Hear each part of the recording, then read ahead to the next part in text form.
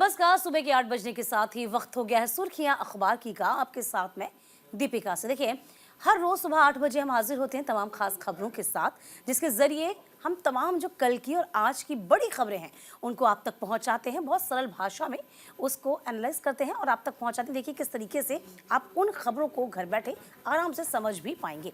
चलिए करेंगे शुरुआत। कांग्रेस को संविधान का शिकार करने की आदत है, संशोधन करने की खून पार्टी में मुहर लगा दी गई है।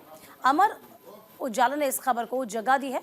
और देखिए बड़ी खबर आपको बता रहे हैं, आरक्षण छीने नहीं और मिले। संविधान पर चर्चा के दौरान पीएम मोदी पूर्व की कांग्रेस सरकारों से खूब बरसे। उन्होंने पूर्व प्रधानमंत्री इंदिरा गांधी के शासनकाल का भी जिक्र किया है। तो प्रधानमंत्री मोदी ने तमाम बड़ी बातें कही, किस तरीके से कांग्रेस ने खून चखने के बाद बार बार संविधान को बदला है। और देखिए ये बहुत बड़ी बात भी, बड़ी खबर भी है, क्योंकि कल प्रधानमंत्री मोदी ने किस तरीके से अपनी बात रखी और बेबाकी से हर बात का जिक्र किया। देखिए इस खबर को हर अखबार ने जगह दी है। तो गांधी के शासनकाल 1975 के आपातकाल का जिक्र किया, जमकर निशाना साधा। उन्होंने कहा कि पूर्व प्रधानमंत्री इंदिरा गांधी ने अपनी सीट के लिए देश पर आपातकाल थोपा था। इस वाक्य को कभी देश भुला नहीं पाएगा। आपातकाल कांग्रेस के माथे पर पाप का ऐसा कलंक है जो कभी नहीं धुल सकता। पीएम मोदी ने कहा कि कांग्रेस ने निरंतर संविधान की अवमानना की, संविधान के महत्व को कम किया। कांग्रेस का इतिहास इससे अनेक उदाहरणों से भरा पड़ा है। उन्होंने कहा कि कांग्रेस के परिवार ने संविधान को चोट पहुंचाने में कोई कोर कसर नहीं छोड़ी है। 75 साल की इस यात्रा में 55 साल तक एक ही परिवार ने राज किया। देखिए और तमाम बड़ी बातें आप तक पहुंचा देते हैं। किस तरीके से पीएम मोदी ने कहा आपातकाल का पाप कांग्रेस के माथे से कभी धुलेगा नहीं।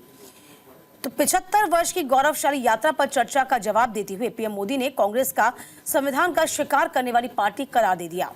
1 घंटे 50 मिनट के भाषण में तमाम बड़ी बातें कही, उसका जिक्र किया। कहा कि देखिए कांग्रेस ने खून चखने के बाद संविधान को बार बार लहूलुहान किया है।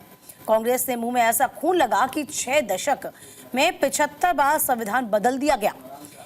मोदी ने गांधी नेहरू परिवार को निशाना साधते हुए कहा कि 75 साल की यात्रा में 55 साल एक परिवार ने राज किया। इसकी कुविचार कुरीति जो है इसकी परंपरा निरंतर जारी है।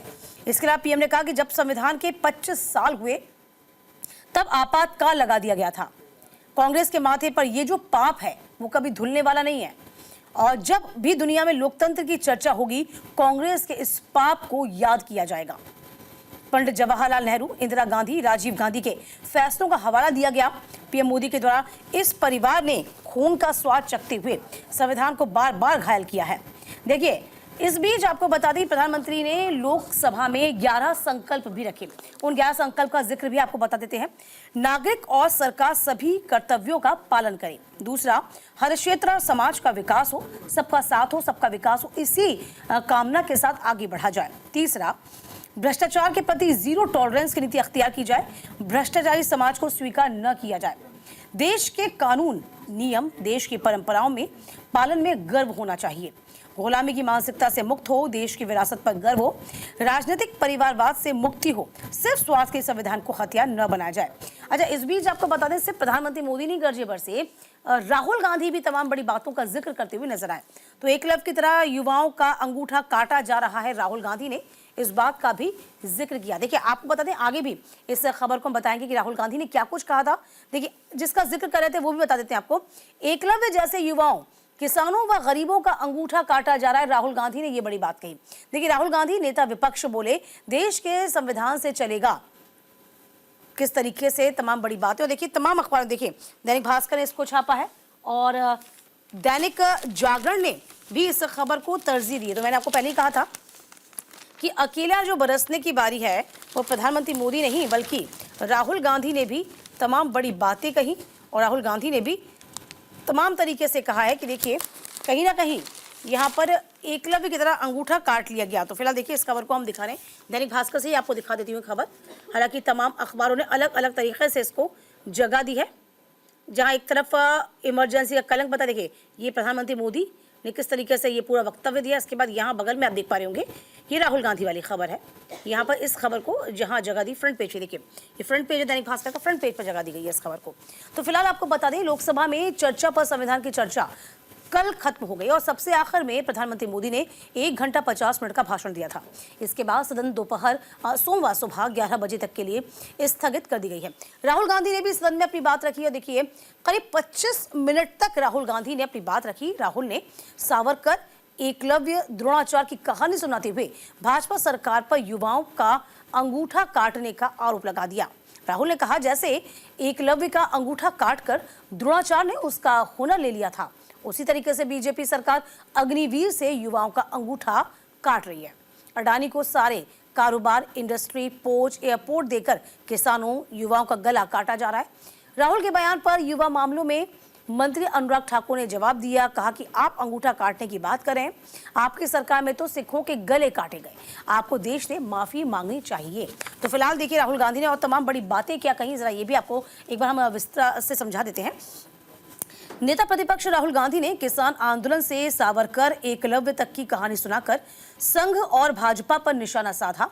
राहुल ने भाजपा पर तंज कसते हुए कहा कि जब आप संविधान बचाने की बात करते हैं तो सुप्रीम लीडर सावरकर, जिनकी आप पूजा करते हैं, उनका आप अपमान करते हैं। सावरकर ने कहा था कि संविधान में कुछ भारतीय नहीं, उनके संविधान के मुकाबले मनुस्मृति को महत्व दिया गया था, मनुस्मृति का हवाला दिया गया। राहुल ने कहा कि देश के युवा एक क्लब की तरह परीक्षा की तैयारी करते हैं, पर सरकार अग्निवीर लाकर उनका अंगूठा काट देती है। पेपर लीक होता है, उनका अंगूठा काटता है। किसानों पर आंसू गैस और लाठी चलाकर उनका अंगूठा काट रहे हैं। एक उद्योगपति को धारावी, बंदरगाह, हवाई अड्डे देकर देश का अंगूठा काट रहे हैं। संभल का जिक्र किया गया। राहुल ने कहा संविधान में कहाँ लिखा है कि एक धर्म को दूसरे धर्म से लड़ाओ। यूपी के हाथरस में दलित युवती से दुष्कर्म का जिक्र किया, अंगूठा काट रहे हैं। तमाम बड़ी बातें कही हैं। लड़ाई संविधान और मनुस्मृति के बीच है। राहुल ने भाजपा को संविधान व मनुस्मृति की प्रति दिखा दी, कहा कि मनुस्मृति आपकी किताब है, भाजपा और आरएसएस मनुस्मृति के समर्थक हैं। यह देश संविधान पर चलेगा, मनुस्मृति पर नहीं चलेगा, ये राहुल गांधी ने जिक्र किया है। देखिए तमाम बड़ी बातें राहुल गांधी कहते जरूर हैं, लेकिन राहुल गांधी को भी तमाम चीज़ों को समझना जरूरी होगा कि मनुस्मृति भी कहाँ से उत्पन्न हुई है, कहाँ से उपजी है, वो भी देश की प्राचीन परंपरा का एक हिस्सा रही है। हालांकि सभी के अपने सोच हैं, सभी अपने विचार हैं, अपने हिसाब से सभी चीज़ों को समझते हैं, उसके हिसाब से आगे अपनी बात रखते हैं। बहरहाल अभी चर्चा जो है वो संविधान पर चर्चा, 75 साल का जो गौरवशाली इतिहास रहा उस पर चर्चा संपूर्ण हुई है। उसके बाद सोमवार तक के लिए जो सदन है उसको स्थगित कर दिया गया, यानी सोमवार से वापस से सदन की जो कार्यवाही है वो शुरू होगी। तो फिलहाल आपको बता दें खबरों में आगे बढ़ते हुए, कांग्रेस ने संविधान को मारा, इसकी आत्मा को नहीं बदला है, रिजिजू ने किया। अमर उजाला ने इस खबर को जगह दी है, दैनिक जागरण ने भी इस खबर को जगह दी। तो फिलहाल आपको बता रहे हैं किस तरीके से रिजिजू ने, संसदीय कार्य मंत्री किरण रिजिजू ने भी अपनी बात रखी है। इस बीच और आप तक ये खबर भी हम पहुंचाएंगे। देखिए सभी ने अपनी अपनी बात रखते हुए, कल का दिन बहुत खास था और यही एक बड़ी बात थी कि इस पूरी बात को अलग अलग तरीके से सभी ने रखा है। और देखिए आपको बता रहे हैं कि हर अखबार ने इस खबर को जगह दी है, लेकिन मैं दैनिक जागरण की खबर आप तक पहुंचाऊंगी। देखिए कांग्रेस में संविधान, देखिए केंद्रीय संसदीय कार्य मंत्री हैं किरण रिजिजू, इस खबर को यहाँ पर छापा गया है। देखिए इस साइड में, चलिए आप तक एक खबर अब जरा पहुँचा भी देते हैं कि आखिरकार क्या कुछ कहा। तो फिलहाल केंद्रीय संसदीय कार्य मंत्री और बीजेपी के नेता हैं किरण रिजिजू ने कल कांग्रेस पर जमकर निशाना साधा। उन्होंने विपक्षी पार्टी की आलोचना की और उन पर संविधान पर हमला करने, उसके सार को बदलने का आरोप लगाया था। भारत के संविधान को अपनाने की 75वीं वर्षगांठ के मौके पर किरण रिजिजू ने कांग्रेस से सवाल किया कि उन्होंने BR अम्बेडकर को भारत रत्न क्यों नहीं दिया। रिजिजू ने विपक्ष के द्वारा देश में अल्पसंख्यकों के सुरक्षित नहीं होने के आरोपों की भी आलोचना की। तो देखिए सभी ने अपनी अपनी बात रखी है और इस बीच हम लगातार तक पहुंचा रहे हैं कि किस तरीके से उन्होंने कहा कि देखिए संविधान पर लोकसभा में बहस के दूसरे और अंतिम दिन, जो कि आपको बता ही रहे हैं संविधान का 75 साल का गौरवशाली इतिहास रहा है, उस पर चर्चा होना लाजमी थी और सभी ने अपनी अपनी बात इस बीच रखी है। तो किरण रिजिजू ने कहा कि सत्ता पक्ष और विपक्ष के बीच वार पलटवार की खूब दौर चले। संसदीय कार्य मंत्री किरेन रिजिजू ने संविधान पर प्रहार करने के विपक्ष के आरोपों को खारिज किया और तमाम जो दावे जो कांग्रेस बताई थी उन दावों को उन्होंने सिरे से खारिज किया। कहा कि देखिए, देश में अल्पसंख्यकों को उनके अधिकारों से आप ही तो वंचित किया था, क्यों ऐसी वजह सामने आई थी कि आपने डॉक्टर भीमराव आंबेडकर को क्यों भारत रत्न नहीं दिया, ये किरेन रिजिजू ने सवाल किया। कांग्रेस साथ ही कांग्रेस पर तीखा हमला करते हुए संविधान की दुहाई दे रही विपक्षी पार्टी ने संविधान के बाबा निर्माता आंबेडकर को वाजिब हक नहीं दिया, ये बात दोहराई उन्होंने। कांग्रेस को इसके लिए माफी मांगनी चाहिए। लोकसभा में संविधान की 75 साल की गौरवशाली यात्रा की बहस में सत्ताधारी भाजपा की ओर से दूसरे दिन चर्चा का आगाज करते हुए रिजिजू ने कहा कि भारत ने अल्पसंख्यकों को कानूनी सुरक्षा प्रदान करी है। तो इसके बारे में सोचें, जो अब 75 साल में आपने, जो सबसे ज्यादा कांग्रेस ने शासन किया देश में, तो कांग्रेस पर सवाल उठना लाजमी है, ये लगातार सत्ता पक्ष कहता आ रहा है। चलिए आगे बढ़ते हैं। मोदी का भाषण गणित के डबल पीरियड्स जैसा था, ये प्रियंका गांधी ने कहा। देखिए, सब मैं बता रही हूं आपको कि सभी ने अपनी अपनी बातें रखते हुए अलग अलग तरीके से इस बात का जिक्र किया है, क्योंकि परसों भी आपने देखा होगा, शनिवार रोज भी हम बात कर रहे हैं, शनिवार रोज की भी, तो शनिवार रोज भी आपने देखा होगा किस तरीके से प्रियंका गांधी जो है वो लगातार भड़क गई थी और ये तमाम बातें कहती हुई वो नजर आई थी। तो प्रियंका गांधी ने तमाम तरह की बातें कही थी कि आपने किस तरीके से अडानी को फायदा पहुंचाने की बात कही है, और इसी को लेकर उन्होंने ये भी कहा था कि देखिए, आप चाहते ही नहीं है कि देश का विकास हो,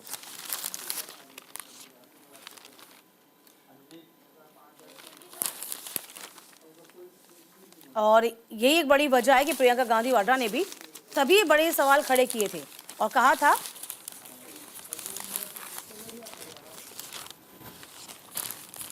कि देश कैसे आगे बढ़ेगा, देश की तरक्की कैसे होगी, क्योंकि आप तमाम चीज़ों को प्राइवेटाइजेशन कर रहे हैं, यानी सभी चीज़ों को प्राइवेट दे देंगे, सभी चीज़ों को आप सरकार के हाथों से निकाल देंगे, तो कैसे देश आगे बढ़ेगा। तो इस बात का जिक्र किया गया है। तो फिलहाल देखिए, प्रियंका गांधी ने ये भी तमाम बड़ी बातें कहते हुए कहा है कि देश को आगे बढ़ाने के लिए सभी को साथ लेके चलना होगा, और यही एक बड़ी वजह है जिसे प्रियंका गांधी ने जिक्र किया। और आपको याद होगा कि शुक्रवार के रोज जैसे ही प्रियंका गांधी ने तमाम बड़ी बातों को कहा था, तो ये कहा गया कि सत्ता पक्ष की ओर से कि मैडम आप कुछ तो पॉजिटिव बोलिए, आप सब कुछ नेगेटिव बोल रही हैं, तो आप संविधान दिवस के मौके पर कुछ तो पॉजिटिव बोलिए। तभी उनको ये टोका गया था। तो फिलहाल देखिए, हालांकि इस खबर को जगह दी गई है। देखिए, अडानी का नाम हटाने पर प्रियंका के सवाल भी यहाँ पर किए गए। जरा इस खबर को और थोड़ा सा ब्रीफ में बता देते हैं आपको। तो कांग्रेस नेता प्रियंका गांधी वाड्रा ने शनिवार को प्रधानमंत्री नरेंद्र मोदी में लोकसभा में दिए गए 110 मिनट के लंबे भाषणों को उबाऊ करार दे दिया। ठीक है, इसके बाद ये स्कूल में गणित का डबल पीरियड जैसा था। तो फिलहाल देखिए, आपको बता दें, प्रियंका गांधी वाड्रा अब चूंकि वायनाड से सांसद हैं, हालांकि सक्रिय राजनीति में तो वो काफी लंबे समय से थी, लेकिन अब बतौर प्रतिनिधि चुनकर वो संसद में आ चुकी हैं और सांसद बन चुकी हैं। तो जाहिर सी बात है, प्रियंका गांधी के जो तेवर है, जो बोलने का तरीका है, वो अब डिफरेंट भी होगा। तो फिलहाल आपको बता दें, उन्होंने कहा कि देखिए, प्रधानमंत्री का जो भाषण था वो उबाऊ था, यानी कि वो ऐसा था जैसे कि स्टूडेंट्स को आप मैथ्स के डबल पीरियड दे देते हैं ना, तो ये ठीक वैसा ही था, ऐसा प्रियंका गांधी कह रही हैं। ठीक है, पीरियड में बैठने जैसा था। उन्होंने पीएम के 11 संकल्पों को खोखला बता दिया। कहा कि ये भ्रष्टाचार के प्रति जीरो टॉलरेंस है, तो भाजपा अडानी के मुद्दे पर चर्चा के लिए सहमत क्यों नहीं होती है। प्रधानमंत्री ने भाषणों पर पूछे गए सवालों का जवाब देते हुए प्रियंका ने संवाददाताओं से कहा कि पीएम ने एक भी ऐसी बात नहीं कही जो नई ऊर्जा का संचार करती हो हमें बोर कर दिया, और मुझे ऐसा लगा कि मैं गणित के डबल पीरियड में बैठी हुई हूं। कहा कि पीएम के भाषण के दौरान जेपी नड्डा भी हाथ मल रहे थे जैसे ही मोदी ने उनकी तरफ देखा। तो फिलहाल देखिए, तमाम बड़ी बड़ी बातें जो है अपने अपने तरीके से प्रियंका गांधी के द्वारा भी कही गई है। देखिए, अब जाहिर सी बात है, संविधान का ये विशेष 2 दिन विशेष होते हैं जिसमें 75 साल हुए, और 75 साल के मौके पर सभी को अपनी बात रखनी थी। सभी ने अपने वक्तव्य रखे। प्रधानमंत्री मोदी ने लंबा चौड़ा भाषण दिया। राहुल गांधी ने कहा कि अंगूठा काट दिया गया। संसदीय कार्य मंत्री ने कहा कि देखिए, आप ही ने देश का हनन किया है। इसके अलावा सभी लोग एक दूसरे पर माथापच्ची करते हुए नजर आए, एक दूसरे पर आरोप प्रत्यारोप लगाते नजर आए। चलिए आगे बढ़ते हैं अपन। वायनाड से आपको लगातार बताए रहते हैं कि वाड्रा ने लोकसभा में संविधान पर चर्चा की और लंबा चौड़ा भाषण दिया, बोरिंग कह दिया। और देखिए इसको लेकर तमाम तरह की जो प्रतिक्रियाएं आना भी शुरू हो गई। उन्होंने कहा कि देखिए मुझे रचनात्मक इसमें कुछ भी लगा कि प्रधानमंत्री कुछ रचनात्मक जरूर करते, लेकिन ऐसा किया नहीं है। चलिए आगे बढ़ेंगे, बात किसानों की करेंगे। किसानों का दिल्ली कूच विफल हो गया, आंसू गैस के गोलों से 17 घायल हो गए। अब कल कई राज्यों में ट्रैक्टर मार्च निकालेंगे किसान, 18 को रेल रोकेंगे। अमर उजाला ने इस खबर को जगह दी है। तो फिलहाल देखिए आपको याद होगा किसानों ने पहले ही कह दिया था कि देखिए अब हम ट्रैक्टर ट्रॉली लेके नहीं आगे आएंगे, बल्कि हम पैदल ही आगे आएंगे।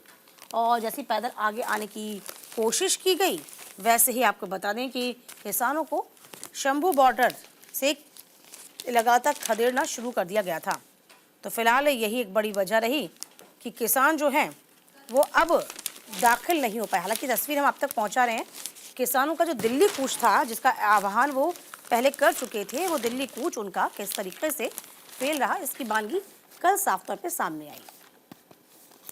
तो फिलहाल शंभू बॉर्डर से आपको बता दें कि दिल्ली कूच में किसान विफल होने के बाद किसान नेता आगे की रणनीति पर फोकस करें। अब किसान सोमवार को ट्रैक्टर मार्च निकालेंगे, ये कहा गया है। इसके बाद 18 दिसंबर का जिक्र करते हैं, तो 18 दिसंबर को रेल रोको अभियान के जरिए अपना विरोध जाहिर किया जाएगा। देखिए इसकी घोषणा किसान के नेता सरवण सिंह पंढेर ने की है। दरअसल आपको बता दें कि शंभू बॉर्डर पर पुलिस के द्वारा 101 किसानों के जत्थे को रोके जाने के कुछ घंटों के बाद किसान नेता सरवण सिंह पंढेर शनिवार को घोषणा की कि 16 दिसंबर को पंजाब के बाहर ट्रैक्टर मार्च का आयोजन किया जाएगा। इसके ठीक बाद 18 दिसंबर को पंजाब में रेल रोको अभियान चलाया जाएगा। किसान नेता पंढेर ने कहा कि हम सभी तबकों को अपील करते हैं कि उठिए, 3 करोड़ पंजाबियों को चैलेंज है कि हर जगह रेलों को जाम करना है, ट्रेन जामे करनी है, प्लेटफॉर्म पर सभी खड़े हो जाएंगे और रेल के फाटक ना खुलें। ये तमाम बड़ी बातें कही गई हैं। देखिए अब आप साफ तौर पर किसानों का आह्वान करते नजर आ रहे हैं, जो सरगना हैं, जो सरदार हैं जिसे हम कहें। तो फिर पंढेर की ये अपील है।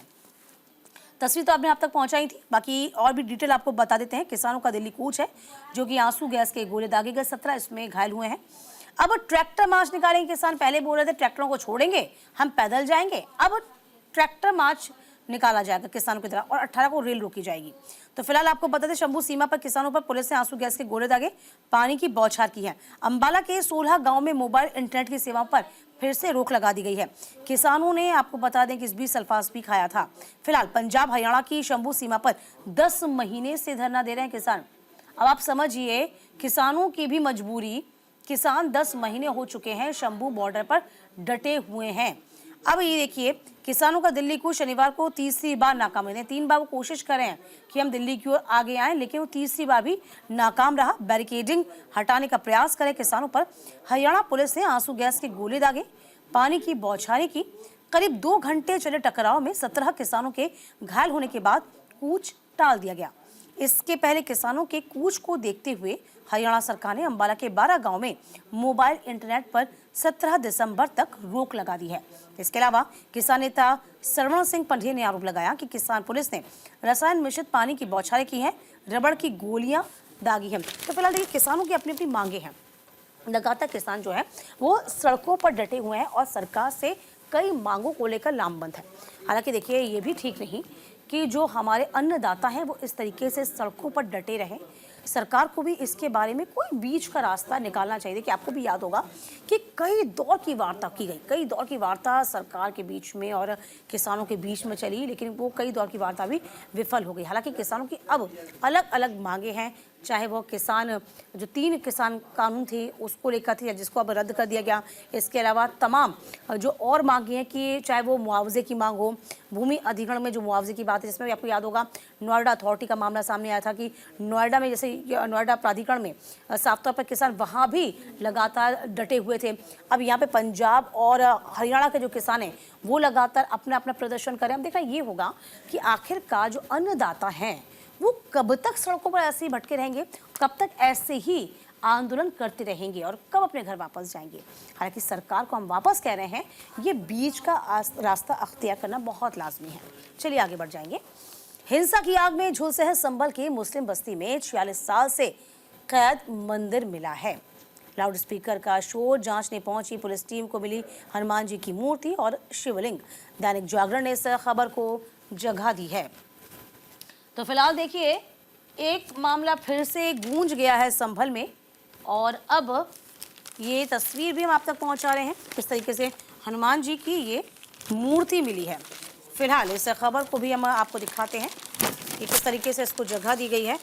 लेकिन ये कहा जा रहा है कि प्राचीन कालीन ये मूर्ति थी, और देखिए काफ़ी बड़ी जगह इसको छापा गया है, यानी कि बहुत इसको स्पेस दिया गया है। देखिए दैनिक जागरण ने इस खबर को इतना फ्रंट पेज पे इसको स्पेस दिया है। चलिए और डिटेल आपको बता देते हैं। तो हिंसा की आग में झुलसे संभल की मुस्लिम बस्ती में 46 साल से कैद एक मंदिर मिला है। तो लाउड स्पीकर का शोर जांचने पहुंची थी पुलिस टीम, और उसी बीच हनुमान जी की मूर्ति व शिवलिंग मिला है। चलिए खबरें को थोड़ा सा और डिटेल में आपको बता देते हैं कि देखिए, मंदिर पर कब्जा कर मकान में मिला लिया गया, बराबर के कुएं को खुदवा दिया गया। शिव मंदिर में पूजा पाठ अब शुरू कर दिया गया है। तो फिलहाल हिंसा की आग में झुलसे संभल में शनिवार के तड़के मस्जिद में लाउड स्पीकर का शोर जांचने पहुंची थी टीम, और इस बीच मुस्लिम बहुल सराय मोहल्ले में 5 मस्जिदों, इसके आसपास 250 घरों में वर्षों से कटिया कनेक्शन से बिजली चोरी की जा रही थी, और टीम को यहीं 46 साल से बंद एक मंदिर भी मिला, जिससे एक मकान से सटाकर दीवार खड़ी कर उस पर कब्जा कर रखा था। मंदिर सपा सांसद जिया रहमान बर्क के आवास से महज 200 मीटर और सर्वे को लेकर चर्चा में आई शाही मस्जिद से 500 मीटर की दूरी पर ही है। मंदिर के दरवाजों पर पड़े ताले खुलवा कर देखा गया तो उसमें हनुमान जी की मूर्ति निकली और शिवलिंग मिला। लंबे अरसे से बंद रहने की वजह से उन पर धूल जमी हुई थी। मंदिर के बराबर कुएं को भी पाट दिया गया था, उसकी खुदाई की जा रही है। मंदिर मिलने से हिंदू समाज अब उत्साहित है। पता चला है कि 1978 के जो सांप्रदायिक दंगे हुए थे उसके बाद मोहल्ले से हिंदू पलायन कर गए थे और मंदिर पर मुसलमानों ने कब्जा कर लिया था, और यहाँ तक कि कब्जा नहीं किया बल्कि उस पर अपना घर बना दिया, अपना मकान बना दिया था। 400 से 500 साल पुराना मंदिर बताया जा रहा है, जिसपे 46 साल से ताला लटका हुआ है, जिसको जमींदोज किया गया था। तो फिलहाल अब देखिए, अब ये देखने वाली बात होगी कि अब जाहिर सी बात है हिंदू जो पक्ष है या हिंदू समुदाय है उसमें खुशी की लहर तो है ही, और यही देखने वाली बात होगी कि आगे पूजा अर्चना का जो दौर है वो किस तरीके से चलेगा। हालांकि जिला प्रशासन को थोड़ा एहतियात बरतनी होगी कि संभल में जो हिंसा घटित हुई है उसके मद्देनजर कोई अप्रिय घटना वापस न घटे। खबरें और भी है, वक्त छोटे से ब्रेक का, कहीं मत जाइएगा, थोड़ा लौटेंगे। स्वागत है आपका। ब्रेक के बाद वापस से संभल का जिक्र करते हैं। संभल की 4 मस्जिदों में पकड़ी गई है बिजली चोरी। देखिए 49 स्थानों पर गड़बड़ी की सूचना मिली है। अमर उजाला ने इस खबर को छापा। शाही जामा मस्जिद के क्षेत्र में हुई हिंसा के बाद प्रशासन ने अवैध निर्माण और बिजली चोरी के खिलाफ सख्त कार्रवाई शुरू करी है, और इस दौरान आपको बता दें सपा सांसद जिया रहमान बर्क के निवास पर भी आसपास छापेमारी कार्रवाई की गई और बिजली चोरी पकड़ी गई है। और देखिए इसी को लेकर लगातार आपको बता दें कि जो सक्रियता है वो बढ़ती गई है, और बिजली चोरी के कई मामले पहले से भी सामने आ रहे थे। तो यहाँ पर साफ तौर पर प्रशासन ने देखा और बिजली चोरी को पकड़ा गया। तो फिलहाल देखिए अब तक ये खबर भी हम पहुँचाएंगे और तस्वीर भी आप तक हम दिखा ही रहे हैं कि किस तरीके से बिजली चोरी की घटना संभल में काफ़ी लंबे अरसे से इस बाबत शिकायत की जा रही थी कि जो मस्जिदें हैं उन मस्जिदों में बिजली चोरी घटनाएं पिछले काफ़ी लंबे अरसे से सामने आ रही। देखिए इस खबर को हम जगह दे रहे हैं, अमर उजाला ने इस खबर को छापा है। देखिए यहाँ पे तो फिलहाल देखिए डीएम ने जांच के आदेश भी दिए थे इस बाबत। तो नखासा तिराहा हो गया, खग्गू सराय है, राय सत्ती रोड है, दीपा सराय है, 39 स्थानों पर गड़बड़ी मिली है। तो मस्जिदों से कई घरों को बिजली सप्लाई की जा रही थी। मस्जिदों पर पकड़ी गई बिजली चोरी में हैरान कर देने वाली बात ये सामने आई कि किसी छोटे बिजली घर की तरह केबल का जाल बिछा हुआ था और अलग अलग लोगों के घरों में बिजली सप्लाई की जा रही थी। बिजली विभाग की टीम ने सभी स्थानों से केबल को एकत्रित कर लिया था और अधीक्षण अभियंता ने बताया कि 2 ट्रैक्टर ट्रॉली में भरकर केबल जो थी उनको बिजली घर ले गए हैं। फिलहाल आपको बता दें कि डीएम और एसपी के नेतृत्व में शनिवार को बिजली विभाग की टीम ने नखासा तिराहा हो गया और खग्गूसराय, रायसत्ती रोड और दीशासराय में 49 स्थानों पर बिजली की चोरी पकड़ी है और 4 मस्जिदों, एक मदरसे में भी बिजली की चोरी पकड़ी गई है। लगभग बिजली विभाग ने बताया है कि 1.30 करोड़ रुपए का जुर्माना निर्धारित करते हुए रिपोर्ट अब तैयार की जाएगी और आरोपियों से इसकी वसूली की जाएगी। फिलहाल आपको बता दें, नखासा थाना क्षेत्र में शनिवार सुबह 5 बजे डीएम डॉक्टर राजेंद्र पैंसिया और एसपी कृष्ण कुमार बिश्नोई के नेतृत्व में बिजली विभाग की टीमों ने नखासा तिराहा हो गया, रायसत्ती हो गया, इसमें कुल मिलाकर इन तमाम जगहों पर ये अभियान चलाया गया था जिसमें ये चोरी की जो वारदात है वो सामने आई थी। 49 कटिया कनेक्शन पकड़े गए हैं और डीएम ने बताया कि संभल शहर में सबसे ज्यादा लाइसेंस इन्हीं इलाकों में होता है और लाइन लॉस जो होता है, यानी कि जो बिजली काट दी जाती है, लाइन लॉस हम कहते हैं कि इसको कनेक्शन को काट कर अपना दूसरा तार लगा दिया जाता है जिससे कि उनका बिजली का बिल ना आए। तो सबसे ज़्यादा लाइन लॉस जो होता है वो इसी एरिया में होता है, ये जो प्रशासन थे वो कह रहे हैं। इसके अलावा आपको बता दें कि इस वक्त मस्जिदों से कई घरों को, अब देखिए ये एक बड़ा पॉइंट है, अब आप समझिए जो मस्जिद है जिसे पकड़ा गया है, जो मस्जिद पकड़ी गई उस मस्जिद से कई घरों को सप्लाई होती थी। तो इस खबर को जगह दी गई है। मस्जिदों पर पकड़ी गई बिजली चोरी में हैरान करने वाली बात तो ये है कि किसी छोटे बिजली घर की केबल की तार बिछा हुआ था। ये मस्जिद तो कम, एक छोटा बिजली घर मानो लग रहा होगा। अलग अलग लोगों के घरों में यहाँ से बिजली सप्लाई की जा रही थी, यानी कितने बड़े पैमाने पर बिजली चोरी हो रही होगी आप और हम समझ सकते हैं। तो फिलहाल आपको बता दें, बिजली विभाग की टीम ने सभी स्थानों से केबल को एकत्रित कर लिया है और ट्रैक्टर ट्रॉली, यानी कि इतनी संख्या में थी वो केबल कि ट्रैक्टर ट्रॉली के जरिए बिजली घर भेजे गए हैं। फिलहाल आपको बता दें, अतिक्रमण हटाओ अभियान आगे भी जारी रहेगा। खग्गूसराय और रायसत्ती में अतिक्रमण हटाओ अभियान के अलावा इस तरह की जो चेकिंग है वो आगे भी जारी रहेगी। तो अब आप समझिए कि जनता की गाढ़ी कमाई है, जनता अपने पैसों से तमाम चीज़ों को, यानी कि टैक्सेस को भरती है और बिजली चोरी करके आप सरकार को कितना बड़ा चूना लगा रहे हैं ये आप समझिए, और इसकी भरपाई तो कोई और ही करेगा ना। चलिए आगे बढ़ जाएंगे। एक साथ चुनाव का बिल कल, जी हाँ, एनबीटी ने इस खबर को जगह दी, दैनिक जागरण ने भी छापा है। एक देश एक चुनाव प्रणाली लागू करने के लिए सोमवार को आपको बता दें कि लोकसभा में जरूरी दिन होगा ये, और इसी के साथ साथ विधेयक पेश किया जाएगा। लोकसभा की जो कार्रवाई सोमवार की कार्यसूची के अनुसार कानून मंत्री अर्जुन राम मेघवाल लोकसभा और विधानसभा चुनाव एक साथ करवाने के लिए 129वां संविधान संशोधन विधेयक पेश करेंगे। साथ ही विधानसभा वाले केंद्र शासित प्रदेशों जम्मू कश्मीर और दिल्ली में पुडुचेरी में एक साथ चुनाव के लिए संघ राज्य क्षेत्र कानून संशोधन विधेयक 2024 पेश करेंगे। माना जा रहा है कि संविधान संशोधन विधेयक को सदन में पेश किए जाने के बाद व्यापक चर्चा के लिए संयुक्त संसदीय समिति यानी कि जेपीसी को सौंपा जा सकता है। तो फिलहाल देखिए, अब देखना ये वाली बात होगी किस तरीके से एक देश एक चुनाव को लेकर जेपीसी की तो गठन किया ही जाएगा, अब पटल पे रखा जाएगा। चर्चा जो होगी वो किस तरीके से होगी ये देखने वाली बात होगी। तो फिलहाल देखा जाएगा कि आगे इस पूरे मसले पर किस तरीके से कल ये बिल जब पेश होगा तो हंगामे की स्थिति किस तरीके से बरपेगी ये देखने वाली बात होगी। फिलहाल आपको बताएंगे।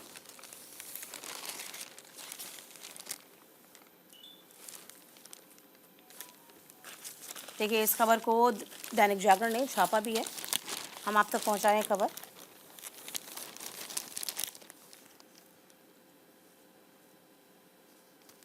तो फिलहाल देखिए इस खबर को यहाँ जगह दी गई है। ये पूरा पेज जो था पूरा भरा उसी से ही था, संसद की तमाम खबरों से। तो फिलहाल सोमवार को पेश होंगे एक देश एक चुनाव से जुड़े विधेयक। कानून मंत्री अर्जुन राम मेघवाल लोकसभा में पेश करेंगे इस विधेयक को, जिसमें विधेयकों को कैबिनेट ने गुरुवार को स्वीकृति दे दी थी। तो देखिए, आपको बता दें, पूर्व राष्ट्रपति रामनाथ कोविंद ने और उनकी टीम जो तैयार की गई थी उस टीम ने इस पर विचार विमर्श किया है। एक रिपोर्ट सौंपी गई जो कि कैबिनेट को सौंपी कर दी थी, कैबिनेट ने इसको पास कर दिया था। अब संसद के पटल पर ये कल बिल जो है वो रखा जाना है। तो फिलहाल आपको बता दें, एक देश एक चुनाव की व्यवस्था चुनावी रणनीति में क्या सकारात्मक बदलाव लाएगी, क्योंकि ये देखने वाली बात होगी। इसी को लेकर आपको बता दें, मोदी सरकार ने एक देश एक चुनाव को अमली जामा पहनाने की पूरी तैयारी कर रखी है। सरकार ने सोमवार को लोकसभा में एक देश एक चुनाव से संबंधित 2 विधेयक पेश करने के लिए सूचीबद्ध किया। कानून मंत्री अर्जुन राम मेघवाल निचले सदन में संविधान 129वां संशोधन विधेयक और केंद्र शासित प्रदेश कानून का विधेयक पेश करेंगे। सत्तारूढ़ भाजपा ने गुरुवार को एक देश एक चुनाव के लिए प्रमुख एजेंडे को लागू करने की दिशा में सबसे बड़ा कदम करार दिया है। अब इस दिशा में आपको बता दें, पीएम नरेंद्र मोदी की अध्यक्षता में मंत्रिमंडल ने एक साथ लोकसभा और राज्यसभा विधानसभा चुनाव कराने के लिए संविधान संशोधन विधेयक को मंजूरी दे दी है। मंत्रिमंडल ने 2 मसौदे विधेयकों को दिए थे, जिसमें एक सामान्य विधेयक भी शामिल है। ये विधेयक विधानसभा वाले 3 केंद्र शासित प्रदेशों में संबंधित कानूनों को संशोधित करने और संविधान संशोधन विधेयक के साथ समायोजित करेगा। अब देखने वाली बात ये होगी कि एक देश एक चुनाव को लेकर विपक्ष तो फिलहाल सहमत नहीं है। हालांकि ये भी कहा गया है कि जेपीसी का इसमें गठन किया जाएगा, सोचा जाएगा, समझा जाएगा, विचार किया जाएगा और विचार करने के बाद ही इस बिल को एक कानूनी अमली जामा पहनाया जाएगा। हालांकि हम पहले भी आपसे कह रहे हैं, विपक्ष तैयार नहीं है। विपक्ष कह रहा है एक देश एक चुनाव तो संपन्न ये पॉसिबल नहीं है। हालांकि चूंकि एक गाढ़ी कमाई लगती है, चूंकि एक बड़ा अमाउंट लगता है किसी इलेक्शन को होने में, और चूंकि भारत जैसे बड़े देश में लगातार चुनाव होते रहते हैं, तो अब जो सरकार ने कहा है कि प्राथमिकता हो जाती है कि एक देश एक चुनाव, यानी कि एक ही चुनाव हो पूरे देश में। यदि ये सफल भी हो जाएगा तो 29 यानी कि 2029 में से लागू किया जाएगा। फिलहाल अभी देखते हैं आगे कल जब बिल सदन में रखा जाएगा तो किस तरीके से चर्चा हो पाती है, या फिर विपक्ष इस पर क्या सवाल खड़े करेगा। चलिए आगे बढ़ते हैं। लॉ एंड ऑर्डर पर एके ने आपको पता है शाह को पत्र लिखा है और साफ तौर पर इस खबर को छापा भी गया है। दिल्ली के पूर्व मुख्यमंत्री और आम आदमी पार्टी के संयोजक अरविंद केजरीवाल ने शनिवार को केंद्रीय गृह मंत्री अमित शाह को लेटर लिखा है और उसमें राजधानी में बढ़ते अपराधों पर किस तरीके से इस लेटर के जरिए चिंता जाहिर की गई है। तो फिलहाल आपको बता दें, बिगड़ती कानून व्यवस्था पर चिंता जाहिर की उन्होंने गृह मंत्री से इस मुद्दे पर चर्चा के लिए तत्काल समय की मांग की है कि देखिए लगातार जो दिल्ली है इसमें लॉ एंड ऑर्डर खराब होता जा रहा है और अब यहाँ पर साफ तौर पर आम आदमी पार्टी के संयोजक अरविंद केजरीवाल ने कहा है कि देखिए आप इसमें हस्तक्षेप करें और ये बहुत लाजमी है, बहुत ज़रूरी हो जाता है। तो फिलहाल देखिए आपको बता रहे हैं किस तरीके से अरविंद केजरीवाल ने इसका जिक्र किया है। तो लेटर में केजरीवाल ने दिल्ली को अपराध की राजधानी बताते हुए महिलाओं के खिलाफ अपराध, जबरन वसूली, ड्रग्स माफिया, दिन दहाड़े होने वाले हिंसक घटनाओं का हवाला दिया। साथ ही सवाल किया कि रोज रोज स्कूल कॉलेजों में बम और नकली धमकियां देने वाले पकड़े क्यों नहीं जा रहे हैं। तो लॉ एंड ऑर्डर पर सवाल आम आदमी पार्टी के संयोजक अरविंद केजरीवाल खड़े कर रहे हैं कि देखिए ये बहुत बड़ी बात है कि लगातार जो लोगों का ध्यान है इस ओर जाता है और किस तरीके से इस तरह की जो अफवाहें वो फैल रही हैं, बच्चों का जो भविष्य है वो ख़राब हो रहा है, उनकी पढ़ाई डिस्टर्ब हो रही है, अभिभावक परेशान है, इन तमाम खबरों का जिक्र किया गया। देखिए ये तमाम बड़ी बातें की गई, इसीलिए ये जो लेटर लिखा गया है वो कई मायनों में खास बताया जा रहा है। और देखिए जनसत्ता की हम प्रति दिखा रहे हैं आपको, जनसत्ता ने इस खबर को इस जगह तरजीह दी है। तो फिलहाल देखिए आपको बता दें, कानून व्यवस्था के मुद्दे पर केजरीवाल ने केंद्रीय गृह मंत्री को खत लिखा। दिल्ली बन गई है अपराध की राजधानी। तो केजरीवाल का दावा है महिलाओं के खिलाफ अपराध बढ़ रहे हैं, जबरन वसूली करने वाले गिरोह हर गली में सक्रिय हैं। तो आम आदमी पार्टी के राष्ट्रीय संयोजक अरविंद केजरीवाल ने दिल्ली में बिगड़ती कानून व्यवस्था को लेकर शनिवार को भारतीय जनता पार्टी के नीत केंद्र सरकार पर अपना हमला तेज करते हुए केंद्रीय गृह मंत्री अमित शाह ने इस मुद्दे पर चर्चा के लिए मुलाकात का समय देने का अनुरोध किया। दिल्ली के पूर्व मुख्यमंत्री केजरीवाल ने शाह को लिखे पत्र में दावा किया कि दिल्ली को अब देश की अपराध राजधानी कहा जाने लगा है। हाल ही में विद्यालयों और इंदिरा गांधी अंतर्राष्ट्रीय हवाई अड्डे को बम से उड़ाने की धमकी का जिक्र भी किया गया। ये पत्र फरवरी 2025 में होने वाले दिल्ली विधानसभा चुनावों से ठीक पहले आया है। तो फिलहाल हम आपको बता ही रहे हैं कि देखिए 2025 में चुनाव होने हैं और फरवरी में चुनाव होंगे। इससे पहले तमाम पार्टियां एक दूसरे को घेरने की रणनीति बना रही हैं। तो फिलहाल देखिए इस पत्र जो लिखा गया है इसमें जवाब क्या कुछ आएगा, ये देखने वाली बात होगी। चलिए फिलहाल वक्त छोटे से ब्रेक का, कहीं मत जाएगा, हम फौरन लौटेंगे। बातें भी कही है कि देखिए जो ये आरोप लगाए जा रहे हैं बीजेपी की ओर से ये बेबुनियाद है, ऐसा कुछ भी नहीं है कि जो परोसा गया है वो प्रतिबंधित है। फिलहाल देखिए अलग अलग अखबारों ने इस खबर को जगह दी जो कि हम आपको बता ही रहे थे।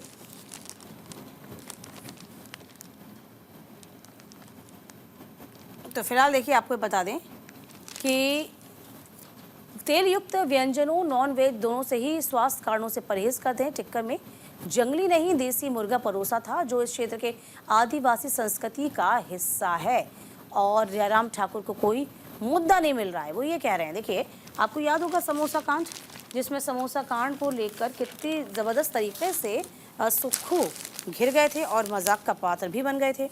इस बीच अब जो बीजेपी ने घेरा है वो पार्टी को लेकर घेरा है कि जो आपने खाना परोसा गया था, जो आपने नॉनवेज परोसा वो तो प्रतिबंधित था और वो जो आपने सर्व किया उसको आप नहीं परोस सकते थे।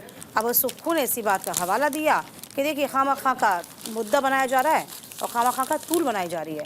ऐसा कुछ था ही नहीं, जो परोसा गया वह किसी तरीके से प्रतिबंधित नहीं था, इसका ख्याल हम बिल्कुल रख रहे हैं। लेकिन बीजेपी जो है वो लगातार हमें आड़े हाथों ले रही है और ये ठीक नहीं है। और देखिए, इस खबर को अमर उजाला ने छापा है। देखिए, हम इस खबर को दिखा दें आपको। तब सीएम के कार्यक्रम में मुर्गा परोसने पर ये बात ने तूल पकड़ लिया। देखिए ज़रा इसको और थोड़ा डिटेल में बता देते हैं। झूठ बोल रहे हैं सुक्खू, 12 घंटे में बदल दिया मुर्गा, ये जयराम ने कहा। देखिए, पूर्व मुख्यमंत्री और नेता प्रतिपक्ष जयराम ठाकुर ने कहा कि मुख्यमंत्री किस दर्जे का झूठ बोलते हैं। उन्होंने कहा कि आज प्रदेश के लोगों ने फिर देख लिया, रात में जैसे जंगली मुर्गा बोलकर मुख्यमंत्री ने अपने सहयोगियों और मंत्रियों को चटखारे लेकर खिला रहे थे। सुबह वही जंगली मुर्गा देसी मुर्गा बन गया। ठीक है, और मुख्यमंत्री जो प्रदेश के संवैधानिक स्तर पर बैठता है वो प्रदेश का संरक्षक होता है, उसकी ओर से इस तरह की बर्ताव करना शर्मनाक है, जो जयराम ठाकुर कह रहे हैं, जो कि नेता प्रतिपक्ष है। अच्छा, सुक्खू ने क्या कहा, सुनो ये पूरा माजरा समझ लीजिए। हिमाचल प्रदेश में मुख्यमंत्री के कार्यक्रम में मुर्गा परोसने पर सियासत गर्मा गई है। भाजपा का आरोप है कि कुपवी के जो टिक्कर में कार्यक्रम हुआ था उसमें मारे जाने के लिए कानून प्रतिबंधित जंगली मुर्गा परोसा गया, यानी कि ये जो आपने सर्व किया था मुर्गा वो तो प्रतिबंधित था। भाजपा ने इसके लिए एक सोशल मीडिया पर वीडियो भी वायरल किया, मेन्यू का भी हवाला दे दिया। सुखविंदर सिंह सुक्खू ने इस पर स्थिति को स्पष्ट किया कि तेल युक्त व्यंजनों और नॉनवेज दोनों से ही स्वास्थ्य कारणों से परहेज करते हैं, कि ऐसा तो कुछ सर्व ही नहीं किया गया था और ठाकुर को कोई मुद्दा नहीं मिल रहा तो इसलिए मुद्दा बना रहे हैं। फिलहाल आपको बता दें कि मेन्यू सोशल मीडिया पर वायरल हुआ, इसी को आधार बनाकर नेता प्रतिपक्ष जयराम ठाकुर ने कई नेताओं ने उनके खिलाफ हमलावर रुख अख्तियार कर लिया। इस पर मुख्यमंत्री सुक्खू ने कहा कि भाजपा के नेताओं ने इसमें गांव वासियों को बदनाम करने का रास्ता चुन लिया। तो आपको समोसा वाला कांड भी याद होगा, जिसमें समोसे को लेकर बहुत ही जगहसाई सुक्खू की हुई थी कि वो खफा हो गए हैं कि समोसा अधिकारियों ने खा लिया और समोसा उनको नहीं मिला। तो फिलहाल अब ये जो मुर्गा का जो मामला है जो जयराम ठाकुर ने उठाया, देखते हैं कहाँ तक जाएगा, कहाँ तक तूल पकड़ेगा। चलिए आगे बढ़ते हैं। बात हो गया पोल्यूशन की। दिल्ली में पोल्यूशन पर नियम और सख्त कर दिए गए हैं। दिल्ली में स्कूल की बात कर लें, इंटरस्टेट बसों पर फोकस रहा है। तीनों ISBT से ही चलेंगी अंतर्राज्यीय बसें। तो आपको बता दें, अमर उजाला ने भी इस खबर को जगह दी है और इस बाबत देश की राजधानी दिल्ली और उसके आसपास के इलाकों में ठंड का जो असर है उसमें एयर पोल्यूशन की स्थिति काफ़ी गंभीर हो जाती है और इसी का ख्याल रखा जा रहा है कि पोल्यूशन का जो लेवल है वो और ज़्यादा न बढ़े, इसका ख्याल रखा जा रहा है। तो फिलहाल देखिए किस तरीके से अब जो इंटरस्टेट चलेंगी किस तरीके से वो चलेंगी और हाइब्रिड मोड में पढ़ाई भी होगी, ये तमाम चीज़ें भी सामने आई हैं। फिलहाल आपको बता दें कि हालात ऐसे हो गए हैं कि खासकर बच्चों की हम बात करते हैं, बुजुर्गों की बात करते हैं, सांस की बीमारी से जूझ रहे लोगों की बात करते हैं, उन्हें खुली हवा में जाने से परहेज करने की सलाह दी जाती है। अब एयर पोल्यूशन से निपटने के लिए बड़ा कदम उठाया गया है। एयर क्वालिटी पर गठित कमेटी ने नियमों को संशोधित कर उसे सख्त बना दिया है। जानकारी के अनुसार दिल्ली NCR में एयर क्वालिटी पर गठित केंद्र समिति ने सर्दियों में प्रदूषण से निपटने के लिए का संशोधन योजना जारी की है। इसके तहत संबंधित राज्यों से एयर क्वालिटी खराब होने पर इस पर सख्त उपाय लागू करने को कहा गया। सीवियर एयर पॉल्यूशन वाले दिनों में स्कूलों के लिए हाइब्रिड लर्निंग को अनिवार्य कर दिया गया है। तो देखिए, हाइब्रिड लर्निंग होगी, ये तो अनिवार्य है ही। इसके अलावा जो बसेस हैं वो ग्रैब से फिर से आपको बता दें कि रिवाइज किए जाएंगे और स्कूल बसों पर सख्त नियम अख्तियार किया जाएगा। तो फिलहाल जैसे जैसे ठंड बढ़ेगी वैसे वैसे कहा जाता है कि जो पोल्यूशन का जो लेवल है वो भी अप होता जाता है, उसी का ख्याल अब रखा जाएगा। तो देश की राजधानी दिल्ली और आसपास के जो इलाके हैं, एयर पोल्यूशन की तरफ से काफ़ी गंभीर स्थिति हो जाती है।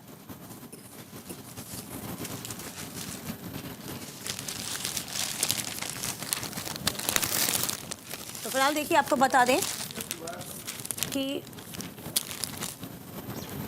देखिए बसों का जिक्र भी करा है और और इसके अलावा ये भी बता दें आपको कि जो पढ़ाई का पैटर्न है उस पैटर्न को भी चेंज किया जाएगा। देखिए हम इस खबर को यहाँ पे तरजीह दी गई है, अलग अलग अखबारों ने अलग अलग तरीके से हालांकि छापा है इसको, लेकिन सभी का एक लबो-लुबाब यही है कि एनी हाउ जो पोल्यूशन का लेवल है ना वो कम होना चाहिए। बहरहाल आपको थोड़ा और डिटेल में बता देते हैं।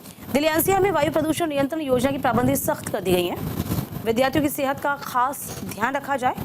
ग्रैप के तीसरे चरण के तहत दिल्ली, गाजियाबाद, गौतम बुद्ध नगर, गुरुग्राम, फरीदाबाद के स्कूलों कॉलेजेस में कक्षा 5 तक की पढ़ाई को हाइब्रिड मोड में तब्दील करना होगा और विद्यार्थी अभिभावकों को ऑनलाइन पढ़ाई का चुनने का विकल्प भी रखा गया है। इसमें चौथा चरण लागू होने पर प्रभावित होगा राज्य में कक्षा 5 से कक्षा 9 और कक्षा 11 से विद्यार्थियों को हाइब्रिड मोड में कक्षाएं संचालित की जाएंगी। तो फिलहाल दिल्ली एनसीआर में वायु गुणवत्ता पर गठित केंद्र की समिति ने सर्दियों में प्रदूषण के निपटने के लिए संशोधन कार्य योजना को जारी किया है। तो फिलहाल देखिए अब कोशिश यही है कि कहीं ना कहीं जो पोल्यूशन का लेवल है वो कम होना लाजमी है। अब इसके लिए चाहे वो बसों के जो रूट्स हैं उसमें डाइवर्ट करने की बात हो या बच्चों की पढ़ाई की बात हो, जैसे जैसे हमने पहले ही बताया था आपको, सर्दियों में दिक्कतें दिल्ली एनसीआर में यही होती हैं कि जैसे ही ठंड का असर बढ़ता है वैसे वैसे जो पोल्यूशन का लेवल जो होता है वो अप हो जाता है। तो इसीलिए सरकार की ओर से जो तमाम नियम हैं इनको और सख्त करने की बात की गई है, जिसका असर पोल्यूशन का असर सबसे ज़्यादा होता है बुजुर्गों पर और सीधे सीधे बच्चों पर। इसी का ही ख्याल रखा जा रहा है। तो इसी के साथ सुर्खियां अखबार की मैं आज के लिए बस इतना ही। मुझे दीजिए इजाजत। नमस्कार।